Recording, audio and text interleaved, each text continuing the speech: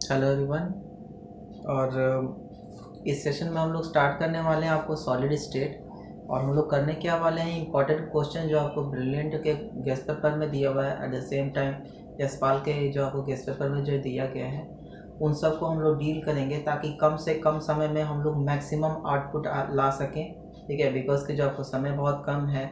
और हो सकता है कुछ पैसे बच्चे ऐसे भी हैं जिन्होंने पढ़ा भी नहीं है आपको केमिस्ट्री, तो उन सब के लिए बहुत ज़्यादा इम्पोर्टेंट है। एटलीस्ट आप लोग को जो है, जो बच्चे बिल्कुल ही नहीं पढ़े हैं, अगर ध्यान से इसको देखेंगे तो 70% मार्क्स लाना इतना ज़्यादा मुश्किल काम नहीं है, बड़ा आसान है।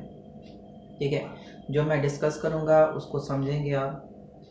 कुछ प्रॉब्लम होती है तो आप व्हाट्सअप करेंगे, व्हाट्सअप नंबर मेरा जो 7277822211 है। ठीक है, या फिर आप जो कांटेक्ट कर सकते हो इस नंबर पे, मैंने आपको जो व्हाट्सअप नंबर दिया है। आप इसको जो है क्वेश्चन, अगर आप जो है कुछ प्रॉब्लम होता है तो उस पर आप डील कर सकते हो। ठीक है, मेरी कोशिश यही रहेगी कि आपको जल्दी से जल्दी जो आपको सिलेबस ख़त्म कर दूँ, सारे क्वेश्चन को डील कर दूँ। ठीक है, ताकि आप लोगों को खुद से भी पढ़ने का मौका मिले, कुछ क्वेश्चन पूछने का मौका मिले। ठीक है, जहाँ तक मेरी बात है, मैं चाहता हूँ कि आप लोग बिल्कुल ही ऐसा जो पैनिक होकर के ना जाएं एग्जामिनेशन हॉल में, ताकि आपको डर लगा रहे। क्वेश्चंस किस प्रकार के आते हैं ब्रिलियंट में इजीली एक्सप्लेन किया गया, at the same time Jaspal में भी जो आपको सेम लगभग चीज़ दिया गया है। ठीक है, इंपॉर्टेंट क्वेश्चन जो आपको बस इतने ही रहते हैं, इससे बाहर क्वेश्चन ज़्यादा आता ही नहीं है कि नहीं। इनफैक्ट आपको जिसका कॉन्सेप्ट पूरी तरह से क्लियर है वह ब्रिलियंट या फिर जो जसपाल के पेपर से जो आपको अगर करता है तो उसको लगभग 90% भी मार्क्स आ जाते हैं। ठीक है, बट लेट अस सी। ठीक है, हम लोग करते हैं। हर दिन कोशिश करूंगा मैं कि एक चैप्टर का जो आपको सॉल्व करके दूं। सब्जेक्टिव हम लोग करने वाले हैं सॉलिड स्टेट का। तो without wasting the time let us start. हम लोग का जो फर्स्ट क्वेश्चन है आपको फिजिकल केमिस्ट्री जो आपको सॉलिड स्टेट, जिसमें हम लोग सब्जेक्टिव क्वेश्चन करने वाले हैं, शॉर्ट आंसर टाइप क्वेश्चन। तो ये क्वेश्चन है आपका first, why are solid incompressible. क्यों जो आपको सॉलिड जो इनकम्प्रेसिबल होते हैं, क्यों उनको कंप्रेस नहीं किया जाता है। इसका सीधा आंसर है बच्चा इस चीज़ में, तो देख लो मैं आंसर दे रहा हूँ। First answer,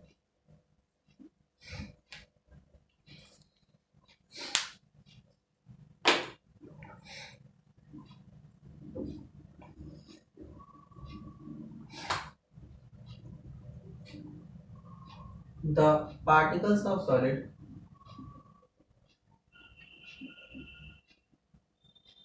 are very closely packed. ठीक है, बहुत ज़्यादा क्लोजली पैक्ड है, इसके कारण से अपने जगह को छोड़ नहीं सकते हैं। Hence these cannot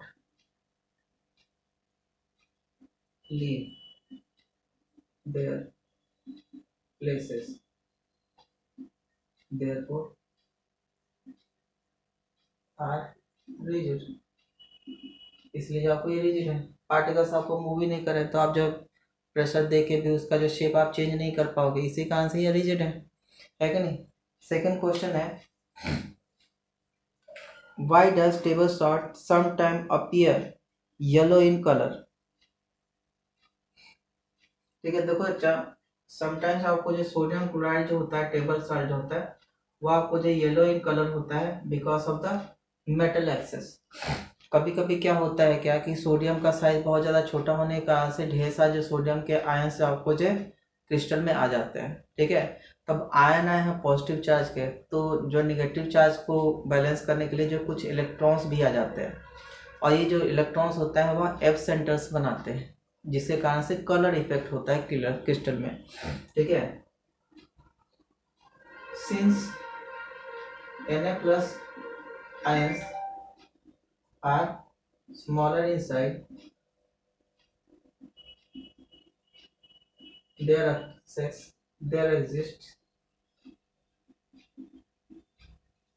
excess of metal ions to balance charges.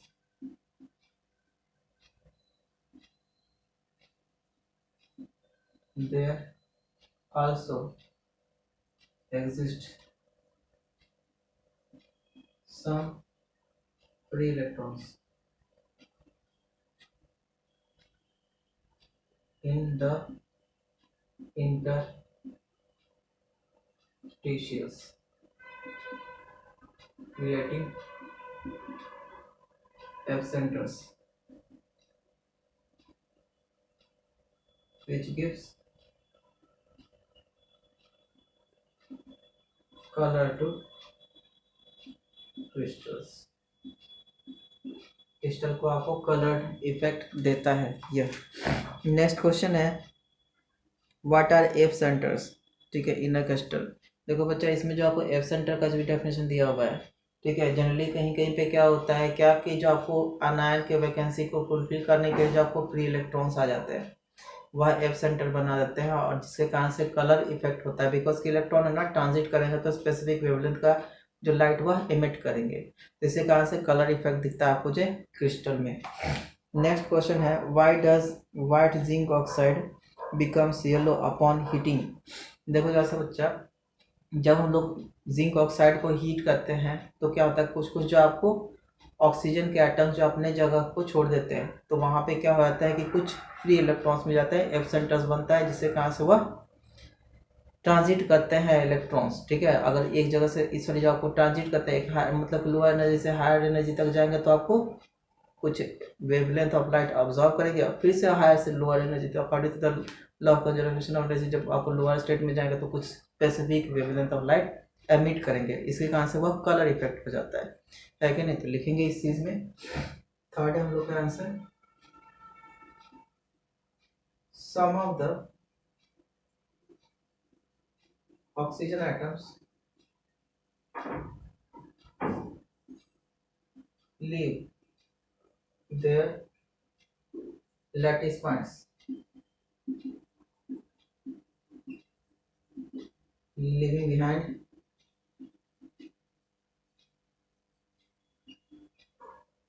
free electrons which give transition effects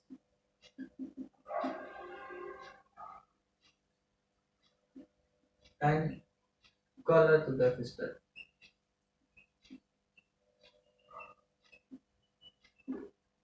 ठीक है, जब आप हीट करते हो तब क्या होता है कि कुछ जो आपको ऑक्सीजन के एटम अपनी जगह को छोड़ देते हैं और उसके जगह पे फ्री इलेक्ट्रॉन्स रह जाते हैं, जिससे कारण से यह कलर इफेक्ट आपको शो करता है। इसको नोट कर लेंगे।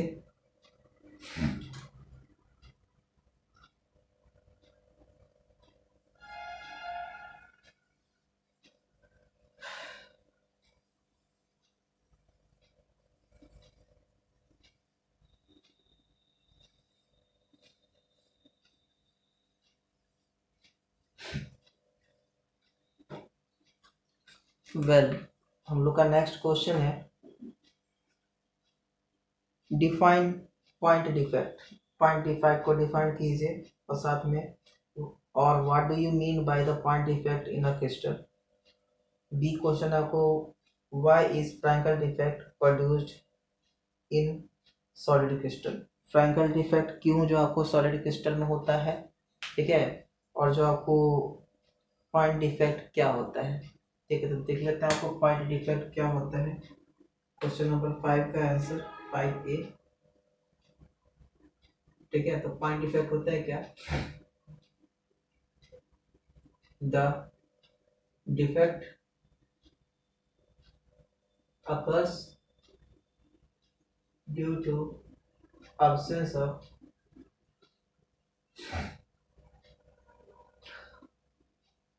some of the particles from the lattice points। Lattice points पे कुछ पार्टिकल्स होने चाहिए थे, वह पार्टिकल एब्सेंट हो गए, तो बन गया हम लोग का क्या, पॉइंट डिफेक्ट। ठीक है, दूसरा का आंसर है व्हाई इज फ्रैंकल डिफेक्ट। देखो बच्चा, एक और चीज मैं बता दूं, जनरली जो आपको पॉइंट डिफेक्ट में जनरली कटायन जो भागते हैं, बिकॉज कि जो आपको कटायन का साइज छोटा होता है, इससे अपने जो आपको लेटेस्ट पॉइंट को वह छोड़ सकते हैं, छोटा साइज होता है। ठीक है, दूसरा हम लोग का बी का आंसर है। ठीक है, फ्रंटल डिफेक्ट क्या होता है? ठीक है, देखो जब कोई छोटा आयन है वह अपने जगह से हट जाएगा। ठीक है, जनरली आपको कटायन छोटे साइज का होता है तो जनरली कटायन हट जाता है, और इस डिफेक्ट को हम लोग कहते हैं Frenkel defect. The defect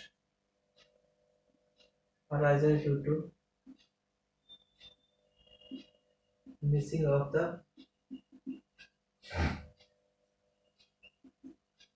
smaller ion, generally cation, from the lattice points।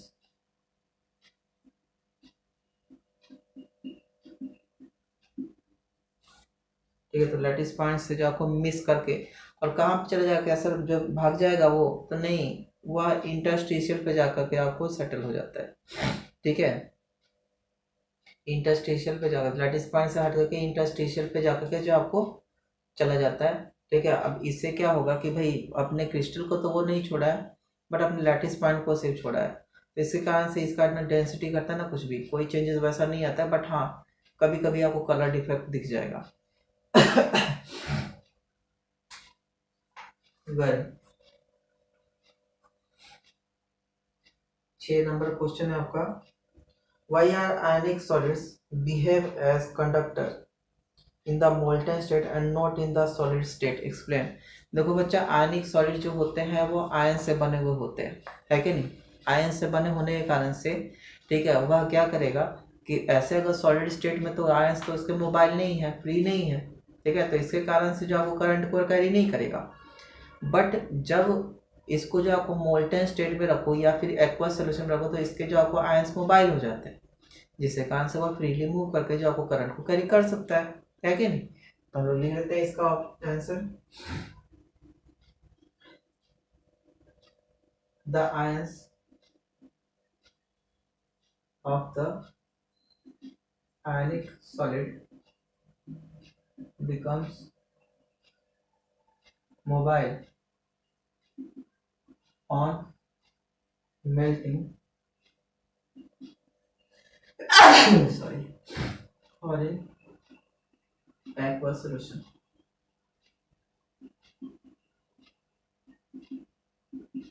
The free ions carry charge and hence the electricity।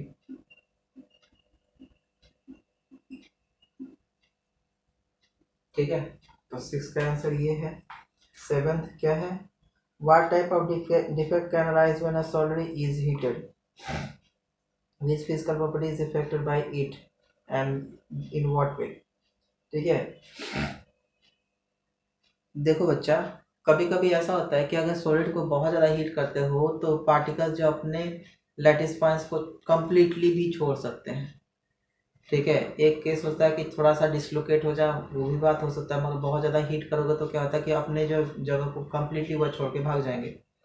इससे क्या होगा कि उसका डेंसिटी जो क्या होगा, घट जाएगा, है कि नहीं? तो लिख लेते हैं हमको इसको, इसको नोट कर लेंगे बच्चा, इसको मिटाता हूँ मैं।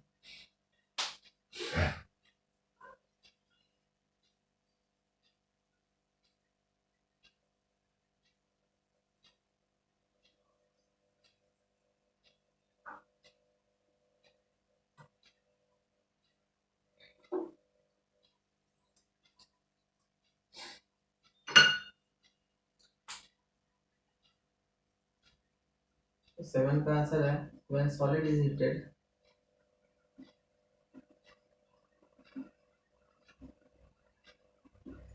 its particles may leave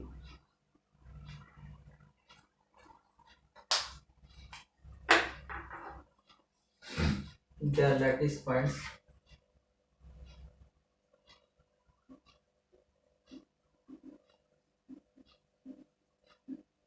completely, hence there may occur a decrease in density। Again आप यह भी ले सकते हो कि जब आप सॉलिड को हीट करते हो तो जो उसका जो आपको पार्टिकल्स के बीच में फोर्स ऑफ अट्रैक्शन है वह कमजोर पड़ जाएगा, जिसके कारण से पार्टिकल दूर जाने लगते हैं। ठीक है, मास तो कोई चेंजेस नहीं आएगा, बट हाँ स्पेस बढ़ जाएगा, जिसके कारण से अगेन डेंसिटी कम हो जाएगा। ठीक है, तो आप लिख सकते हैं कि वॉल्यूम बढ़ जाता है, डेंसिटी आपको घट जाता है, ये भी आपका सही रहेगा, कोई दिक्कत नहीं होगी, सही रहेगी। नेक्स्ट हम लोग का क्वेश्चन है 8। A solid is made up of two elements P and Q. Atoms of Q are in CCP। CCP मतलब कि क्यूबिक क्लोजेस्ट पैकिंग। ठीक है, जो हम लोग जो आपको फेस सेंटर क्यूबिक देखे थे वह CCP होता है arrangement. while atoms P occupy all the tetrahedral sides। What is the formula for compound. बड़ा सिंपल होता है ऐसे क्वेश्चन को करना बच्चा। ठीक है, इसको ध्यान दीजिएगा। देखो Q जो आपको पॉइंट लैटिसेस को पॉइंट ये जगह भेजते हैं। ठीक है, तो आपको एक नंबर बताता हूँ। ठीक है, let the number of Q be n। ठीक है, क्योंकि भैया आपको नंबर ऑफ पार्टिकल्स मान लेते हैं n है, Q जो हम लोग का जो लैटिस पॉइंट्स पे है। ठीक है, तो नंबर ऑफ टेट्राहेड्रल वाइड कितना होगा, तो बच्चा जितने भी पार्टिकल्स होंगे ना उसके डबल में जो आपको टेट्राहेड्रल वाइड होता है कि नहीं। तो ध्यान देना जैसा बच्चा, तो number of P will be 2n, है क्या नहीं। तो ऑब्वियस सी बात है, हर एक Q के एवज में 2 को P का है, तो फॉर्मूला क्या हो जाएगा, P 2 फिर एक Q, सॉरी। तो ये हम लोग का फॉर्मूला हो जाएगा। क्लियर है, इसको नोट करेंगे।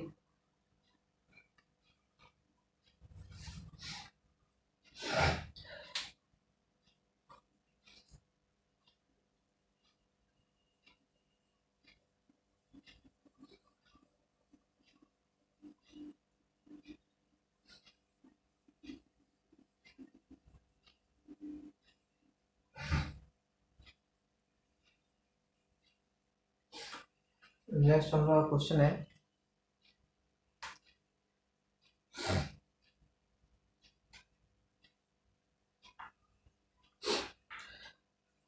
why do solids have a definite volume। Same answer आप दोगे, बिकॉज के जो पार्टिकल्स है अपने जगह को छोड़ नहीं सकते, इनकम्प्रेसिबल है, इस कारण से जो आपको सेम वॉल्यूम मिलता है, कांस्टेंट वॉल्यूम मिलता है। ये नंबर क्वेश्चन है, what type of solids are electrically conductors. Malleable and ductile में ये जो सीधी बात है, ये मेटल है। मेटल जो होता है वो आपको जो गुड कंडक्टर होता है, एट द सेम टाइम मलिएबल होता है और डक्टाइल भी होता है। तो आंसर होगा मलिएबल सॉलिड्स, सॉरी मेटालिक सॉलिड्स। 11 क्या होगा, solid A is a very hard electrical insulator in solids as well as in molten state and melts at extremely high temperature। What type of solid is it। देखो बच्चा, solid के form में वह insulator है, at the same time इसका high melting और boiling point है कि नहीं। तो ऐसे सॉलिड का जो आपको बारे में क्या होता है, कई किस प्रकार का सॉलिड है। ध्यान देना बच्चा, ये कोवलेंट सॉलिड होगा। ठीक है, जैसे कि आपको डायमंड होता है, डायमंड आपको बैड कंडक्टर तो है ही इलेक्ट्रिसिटी का, एट द सेम टाइम इसका मेल्टिंग पॉइंट और बॉइलिंग पॉइंट बहुत ज़्यादा हाई है। ठीक है, तो आंसर विल बी व्हाट, 11 का आंसर होगा हम लोग का मेटालिक सॉलिड। सॉरी 10 का होगा हम लोग का, हाँ 11 का होगा हम लोग का covalent solid.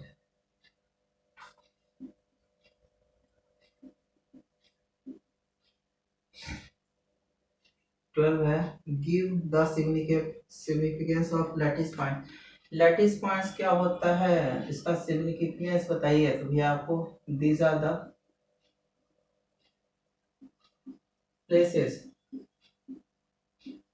In the crystal lattice where the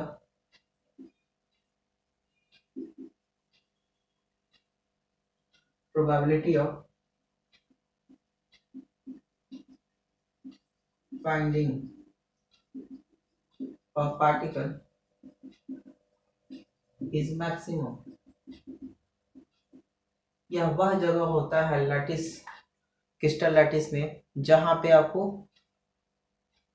particle मिलने की संभावना सबसे ज्यादा होती है। ठीक है, तो यह सिग्निफिकेंस होता है आपको जो है लैटिस पॉइंट्स का। चलिए देखते हैं नेक्स्ट क्वेश्चन हम लोग का क्या है।